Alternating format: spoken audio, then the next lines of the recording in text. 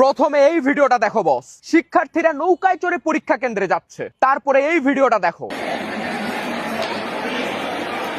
ফাইজলামির একটা লিমিট আছে মাননীয় শিক্ষামন্ত্রী, আপনি সব লিমিট ক্রস করে ফেলছেন। আপনার এইসব তেরামি আমরা দেখবো না। আজকে লক্ষ লক্ষ শিক্ষার্থীকে বুঝাই দেওয়া হয়েছে যে এই সিস্টেমে তাদের কষ্টের কোনো দাম নাই। ঢাকা বিশ্ববিদ্যালয়, বুয়েট সহ অনেক শিক্ষা প্রতিষ্ঠান এই বৈরী আবহাওয়ার কারণে তাদের ক্লাস বা পরীক্ষা স্থগিত রাখছে, কিন্তু 10 লাখের বেশি এইচএসসি পরীক্ষার্থীকে আপনি এইরকম একটা আবহাওয়ায় এক্সাম দিতে বাধ্য করলেন। বারবার সবাই অনুরোধ করতেছিল এই এইচএসসি এক্সামটা পিছানোর জন্য। রাত পর্যন্ত বলা হইলো যে ওয়েদার দেখে সিদ্ধান্ত জানানো হবে। তারপর ঘোষণা আসলো যে পরীক্ষা হবে। সারা রাত বৃষ্টি হয়েছে, সকালেও বৃষ্টি। পরীক্ষা দিতে যায় অসংখ্য স্টুডেন্টের এডমিট কার্ড ভিজে গেছে, কারো কাপড় চোপড় ভিজে গেছে। ক্লান্ত শরীর আর অস্থির একটা মাথা নিয়ে সে কিভাবে ফিজিক্সের মতো একটা গুরুত্বপূর্ণ পরীক্ষা দিবে আপনি ভাবে দেখছেন? তার উপর ফের ফিজিক্সের আগে বন্ধ ছিল মাত্র একদিন। মাননীয় শিক্ষামন্ত্রী, আপনি কি একবারও রাস্তায় বের হয়ে দেখছেন যে আসলেই পরিস্থিতিটা কিরকম? নাকি এসি রুমে বসে প্রেস কনফারেন্সে নিজের জেদ খাটায় একটা ডিসিশন দিয়ে দিলেই আপনার দায়িত্ব শেষ? আজকে অনেক স্টুডেন্ট পরীক্ষায় দিতে যাইতে পারে নাই, অনেকে অসুস্থ হয়ে যাবে। এর দায় কি আপনি দিবেন মাননীয় শিক্ষামন্ত্রী?